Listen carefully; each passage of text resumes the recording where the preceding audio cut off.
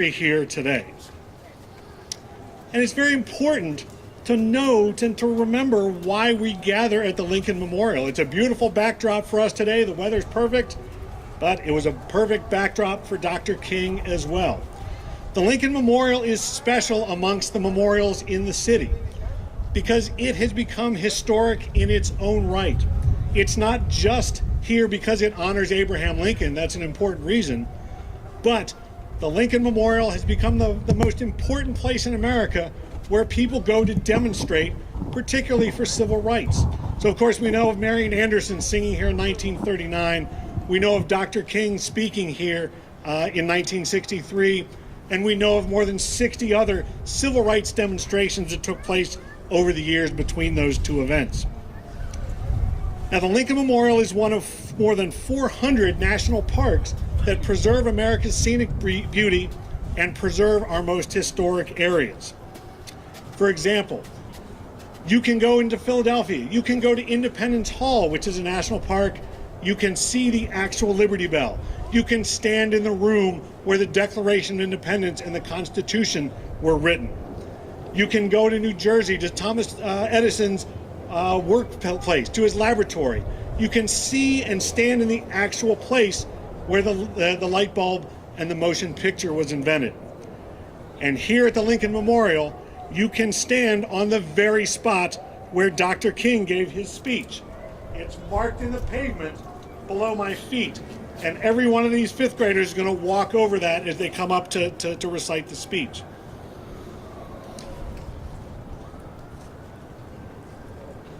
So the importance of our national parks are to preserve not only these historic sites, but give us an opportunity to come learn from them and stand on the spot where history happened.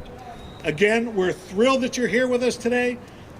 Without any further ado, let's get underway with the program. And we're going to start first with the Watkins School song under the direction of Watkins music teacher, Mr. Hillel Negby.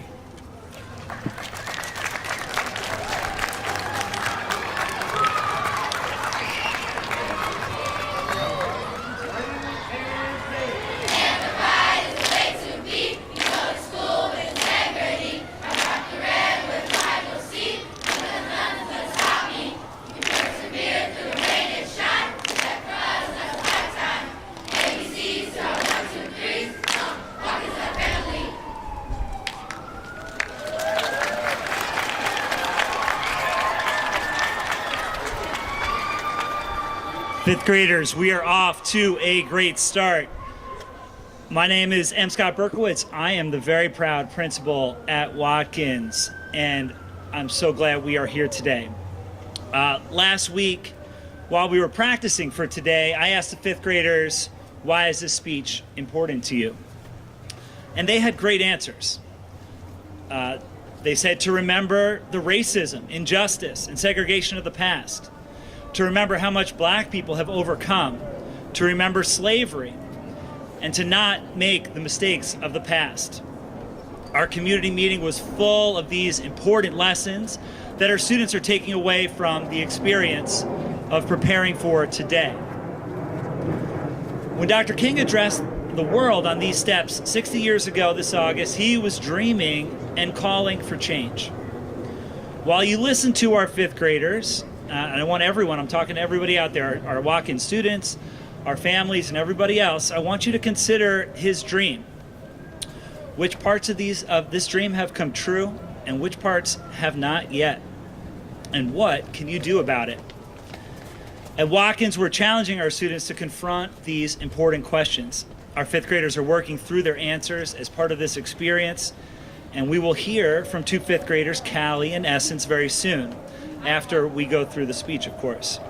So, as you are listening, I want everyone to think which parts have come true, which parts of this dream have yet to come true, and what are we going to do about it? So with that, I give you the Watkins fifth grade I Have a Dream speech. Let's start with Noah.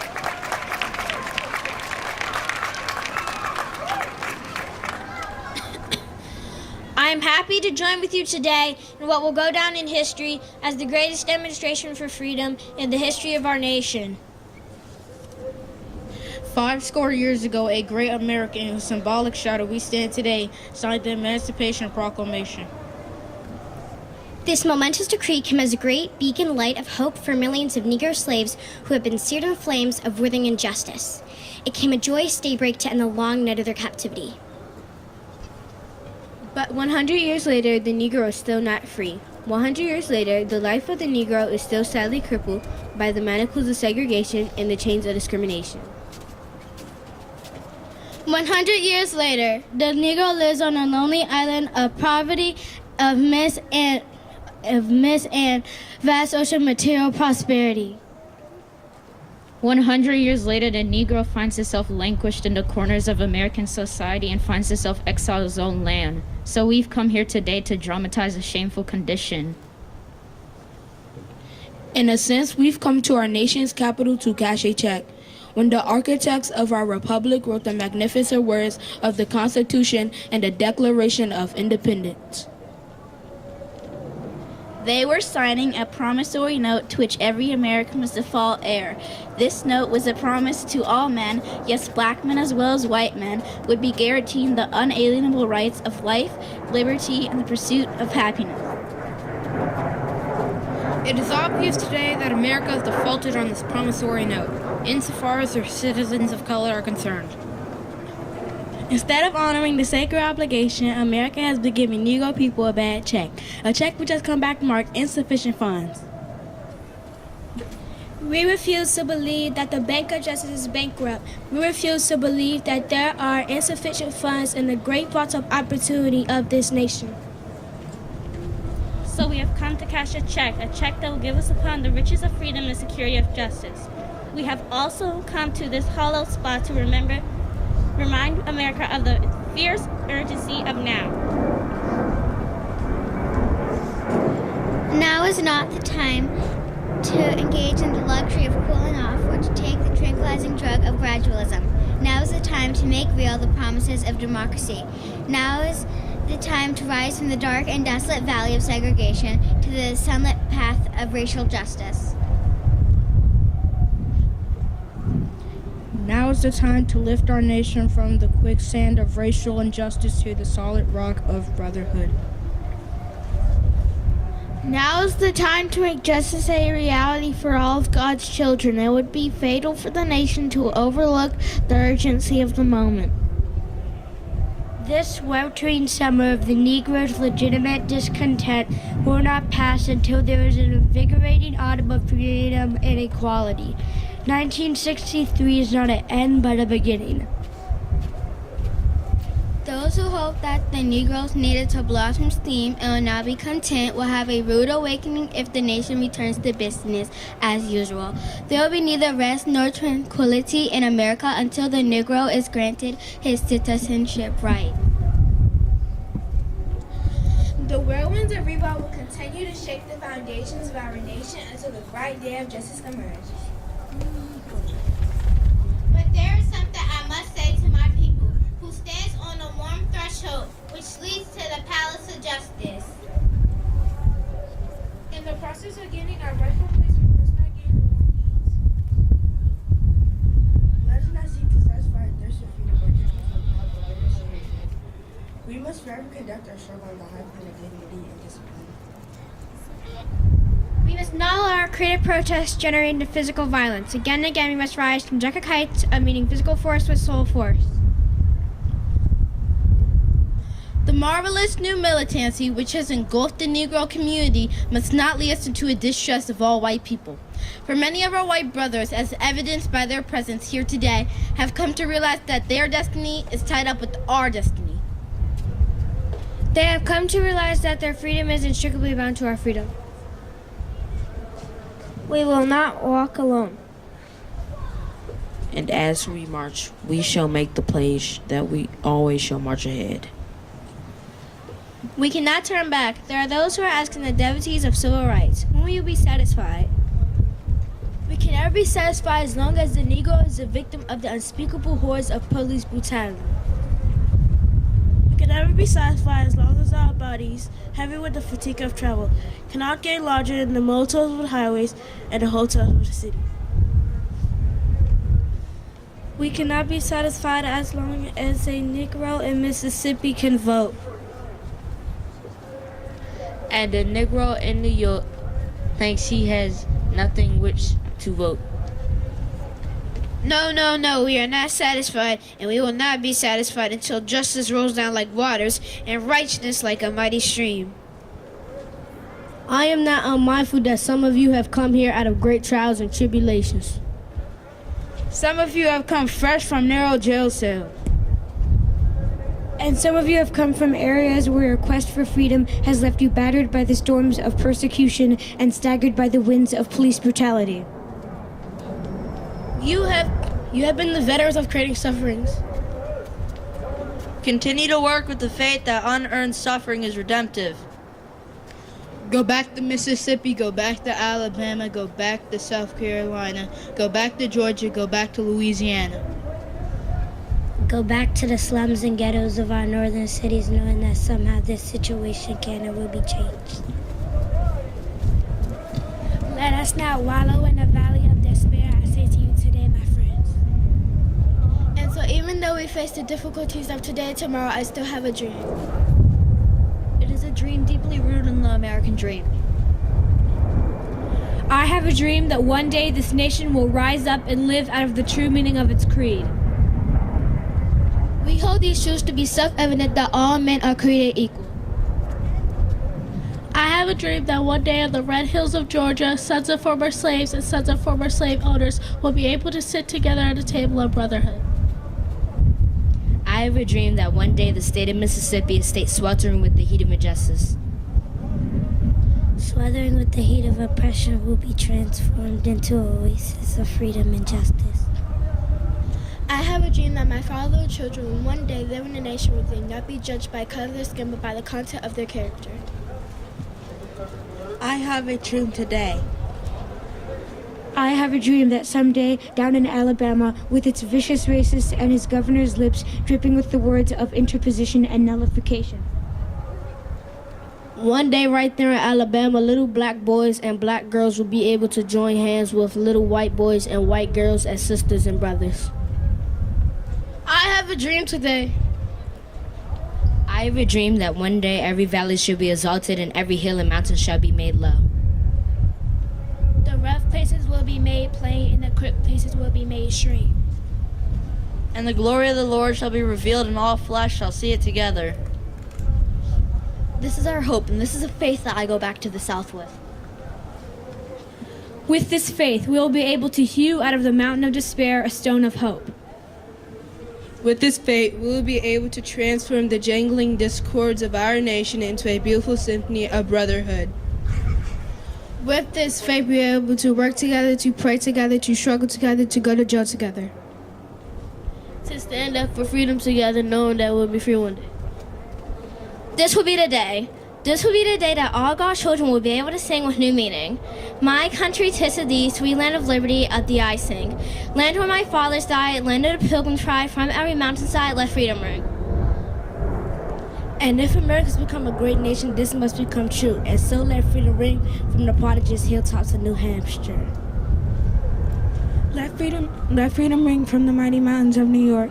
Let freedom ring from the hiding Alleghenies of Pennsylvania. Let freedom ring from the snow-capped Rockies of Colorado. Let freedom ring from the curvaceous slopes of California. But not only that, let freedom ring from Stone Mountain of Georgia. Let freedom ring from Lookout Mountain of Tennessee. Let freedom ring from every hill and molehill of Mississippi. From every mountainside, let freedom ring. And when this happens, when we allow freedom to ring?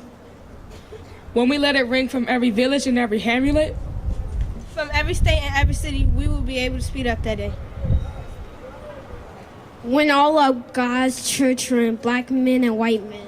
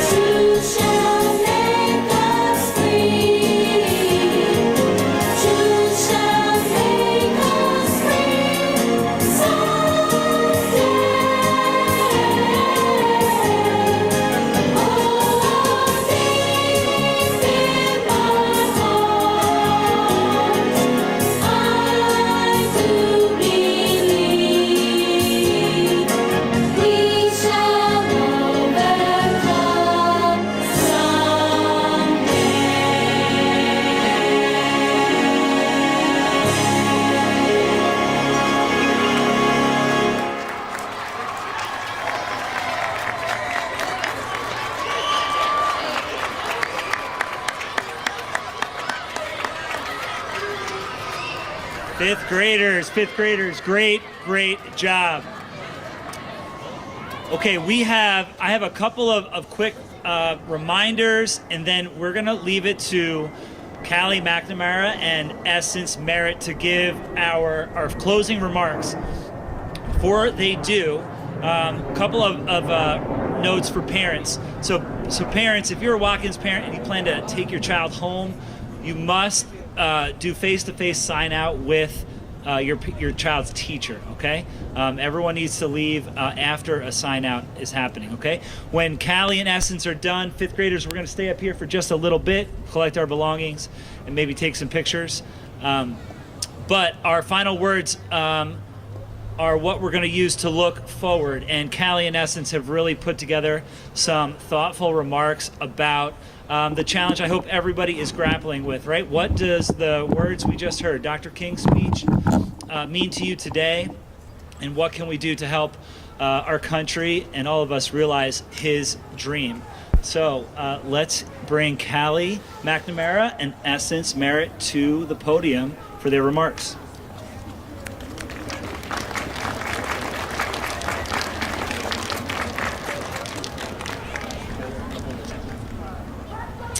Principal Berkowitz asked us all, has Dr. King's dream come true? My best friend Callie and I are going to share our thoughts about this important question. Dr. King's dream of little black boys and little black girls will be able to join hands with little white boys and little white girls has come true in some ways. I see it every day. I'm friends with all sorts of people because Watkins is filled with kids of all different races. But only some little black boys and some little black girls and little white boys and little white girls are connecting with each other. For Dr. King's dream to come true, it's important for everyone to be able to connect and reach out to whomever they want to. We should not be boxed in to accepting only a certain group of people of the same skin color.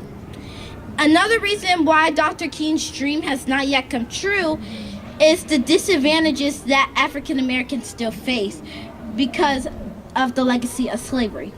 Additionally, African history and culture is not taught enough in schools. There is a valuable history and culture of Africans that existed before slavery began in the United States. However, when African American history is taught, it begins with slavery. African Americans are more than descendants of enslaved people. We are descendants of fathers, mothers, farmers, doctors, kings, and queens. I've learned that we don't want history to repeat itself.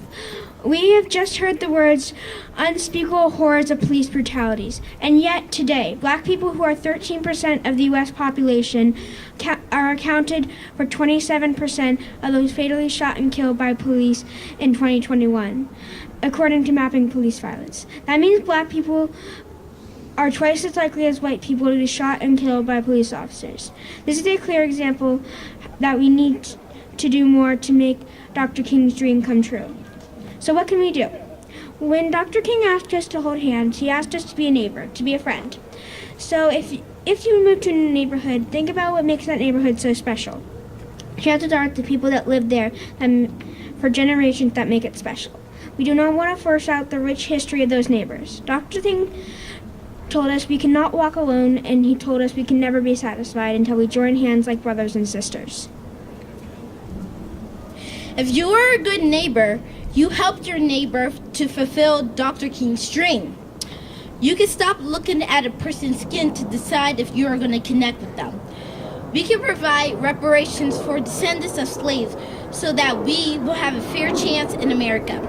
We can teach African history and culture in schools so that everyone, especially kids, will know that African Americans have history prior to slavery. Civil rights activist Ruby Bridges says racism is a grown-up disease, and we've got to stop using our children to spread it. Callie and I believe that Kids are not too young to learn about the harmful truths of racism. We can all start today.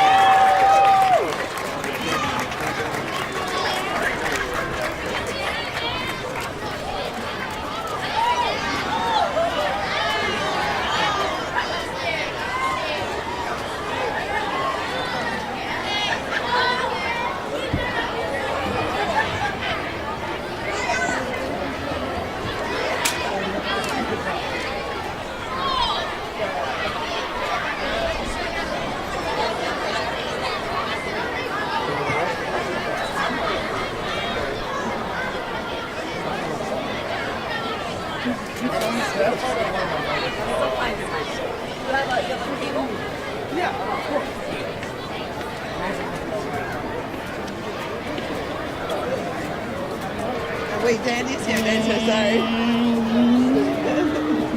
All right. Thank you.